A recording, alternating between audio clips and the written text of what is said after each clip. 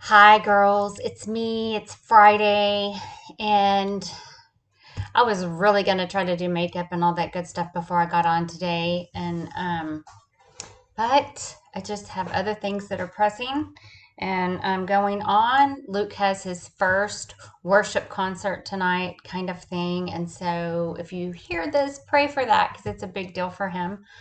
Um, and then I've got some other errands to run. But so anyway, I'm jumping on before I get ready for the day and just wanted to talk about the Sermon on the Mount. We're in Matthew 5:33 through 37. We're talking through the Sermon on the Mount. Um, if you haven't chimed in to one of these Friday tidbits, we are just really going through the way that Jesus tells us to live based on his Sermon on the Mount. And this is not a way that he was saying you can be saved. This is basically him saying after you are saved or you become a Christian, this is the way for you to live your life. And in a world that there is so much um, relativism and you do you, I'll do me, what works for you, all those things. I think the blinds are so blurred, right, on what's right and wrong. And everybody's scared to even stand up for what is right or say what they think is right because you don't want to be blasted and condemned on social media. Um, but it was just a good reminder as we are moving towards the conference, and our talk is going to be this year on the armor of God and how important the truth is, the word is.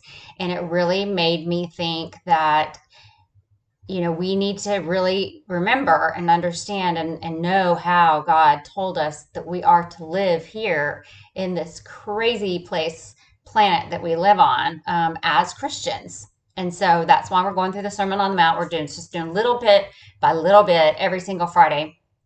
And today we're talking about oaths. And for those of you that know, I always have had just a challenge in pronouncing words.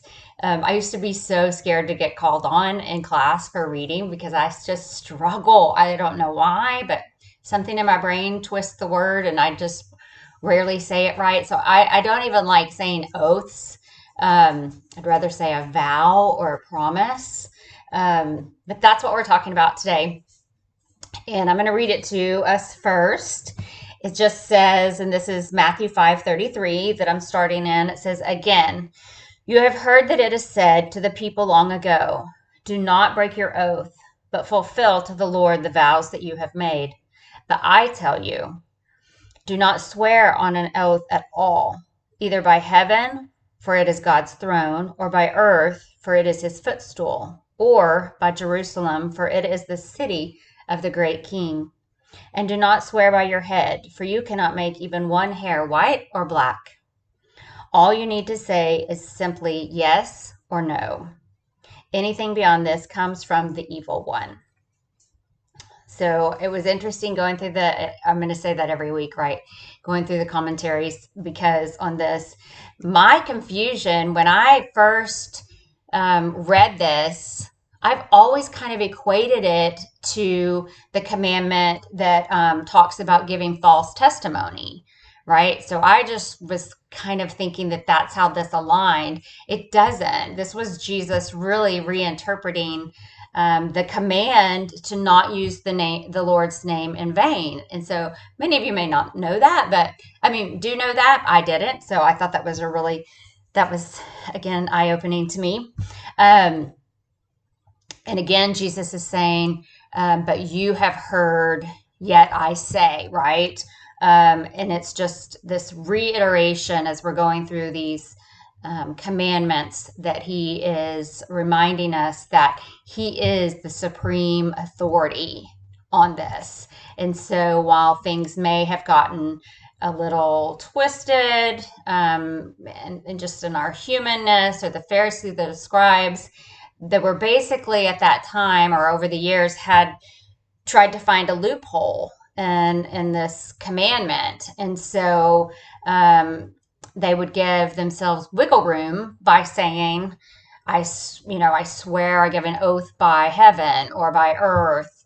And that was not a punishable offense if you made that oath and then you broke it for some reason, like it was if you made an oath in God's name and you broke that. So interesting. Today, I mean, I was just thinking so many times that I ugh, makes me sick.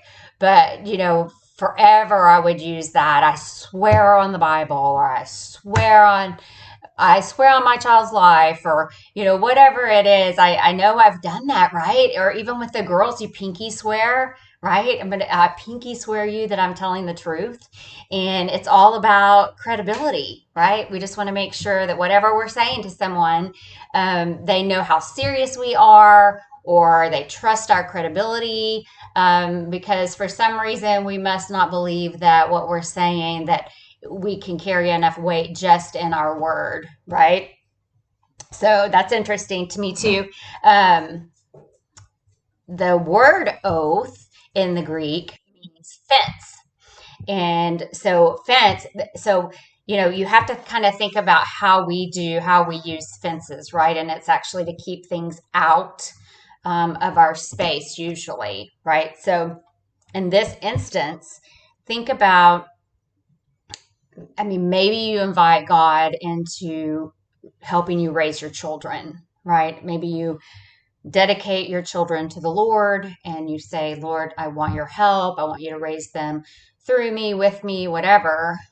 But then you're not really that keen on giving the Lord your finances. And so there's a fence around your job or your finances.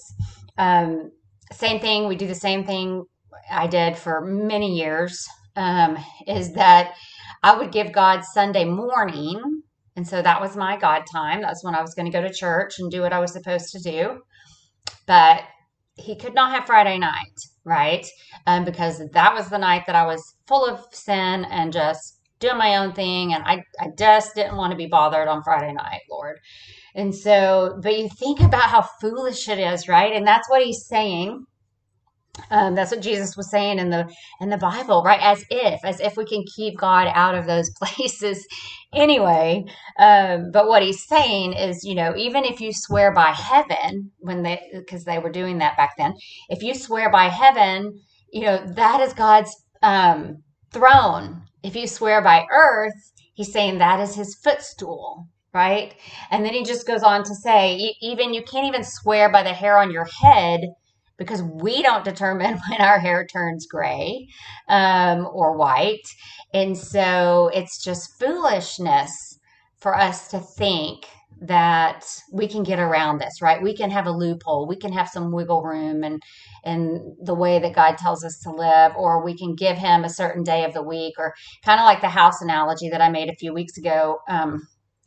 I don't remember what we were talking about, but that, this office is my dirty room. So if I have friends over, I just bring everything in here, right? And we all kind of have a place that we will try to keep God out of. And it's foolish.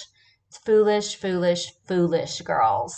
Um, so really, again, this is just Jesus's way of continuing the conversation about, it's about our heart, right? It's about the condition of our heart. It is not about our outward appearance. It is not about what we're doing in public.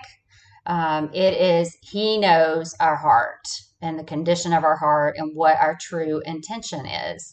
And we always need to be checking that with him, right? Like, Lord, was that for my benefit, or was I doing that for you? Or did I want them to notice how great I am, or was I glorifying you? I mean, it's just always a question. We're always trying to check our hearts and make sure that they align with the Lord. And then last, it just says, simply let your yes be yes and your no be no. And I think that in that sense, as Christians, we are called to be people of our word. Um, and that's basically what he's saying, right? That we shouldn't have to carry a weightiness and swear by something, or promised by something. Not that vows and promises are bad. God keeps his promises, right? Never will I leave you, never will I forsake you. And so they're not bad in that sense. But for us to have the integrity and the character that if we say something, we don't have to promise or back it up with anything, right? People will be like, yeah, you know what? She keeps her word. And so I trust that what she's saying is true. Um, or I trust that she's going to do what she says she's going to do. And that's hard as a former people pleaser. I don't know if it's really former, but it's something that I'm in recovery on all the time. Um, but used to, if somebody said, "Hey, will you commit to do this, or will you be on this board, or will you help us with this committee, or whatever?" I was a yes, yes, yes, girl, right? And and then I would commit, and then I would be like backtracking, trying to figure out how can I get out of this? How can you know, I don't feel good, so I can't come, whatever it is. And I think when God really starts just chipping away at our character and who we are, He is getting us to that place where we don't overcommit or we don't commit to something unless we're going to follow through, right? And I talk about this in my book. It's just, I had a woman tell me one time, if you're asked to commit to something, don't say yes unless everything in your spirit is like, yes, I want to do that. Like if you're kind of like, oh, I'm not sure, don't say yes because odds are it's not something that you're being called to do. And so I just feel like as women, we tend to be the yes girl so many times just to not rock the boat, to please someone. Maybe it's to skirt confrontation because we don't want confrontation, but we're better and stronger if we will just allow our yes to be yes and our no to be no and be okay with our no's. And just put value on the things that we need and say, but also just remember that at the end of the day, we are glorifying God with our yes and our no, and they are very important. So that's it. I went over again, but that's it. I love you guys. I hope you're enjoying going through these. Next week, let me see in my Bible. Oh, eye for an eye, Matthew 5:38 through 42. So that's where we are next week. I can't wait to get back on next Friday. And I hope you have a great, great, great weekend. Thanks.